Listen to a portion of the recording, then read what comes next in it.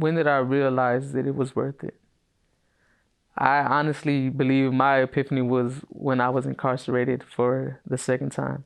I grew up in probably every area of Dallas that you can say is rough.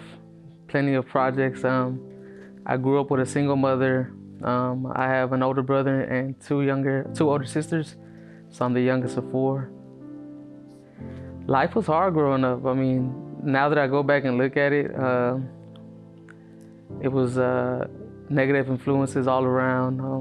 Around 12 or 13, my brother's doing the term, and I'm full-fledged gang involved in the streets. I'm committing crimes. I'm abusing drugs, and I'm doing everything you could think of. I was literally a menace to society. I was terrorizing the streets. 2 years, I want to say 2 years after being released from TYC, I recommitted. I committed another crime, and I was back in what I call the belly of the beast, because I was back in a situation where I didn't want to be in.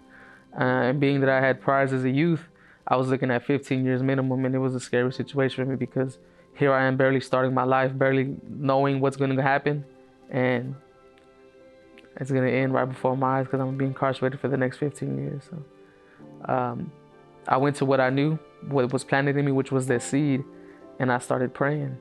I went back to the Bible. I started attending church every day while incarcerated in Luceriot, and which is the county jail for Dallas. By the grace of God, who I call my spiritual mother, which is Kim Beck, she got in contact with me. She knew she hadn't heard from me, so she just kept, I guess, searching or texting, calling me, and she wrote me, and we reconnected, and she just sat me down and implanted me and told me, don't forget to pray, don't forget what we taught you, and life just, I want to say, unfolded, and I gained an epiphany. It opened before my eyes, and I knew like life's gonna be better from now on as long as I commit to this track and stay right. And I haven't looked back since. Why is it worth it to follow Jesus? Why isn't it worth it? I mean, over the years, He's blessed me with so much. As I stated earlier, it's in the bottom of my life, at the bottom of the barrel, when I'm at my weakest point, He helped me, and to just be thankful. It's almost like if you had someone help you. You know, you're at the lowest point of your life, and they give you a helping hand. You would be grateful to that person. You want to show him so much gratitude and love, and He's been there for me through thick and thin.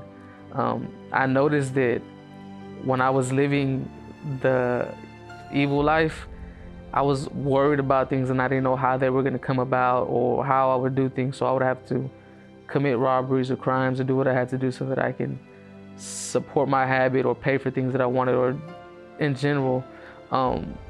When I pray to Christ, I just pray one time and then I leave it at that, because I know, like I tell my mom, let go and let God, and He's never failed me. There's been times where it's been hard. Like I said, when I was transitioning over to this new career, budgeting financials with me and my wife, and having a daughter, and with COVID, there's times where we didn't know how we were going to get through, and Christ made a way.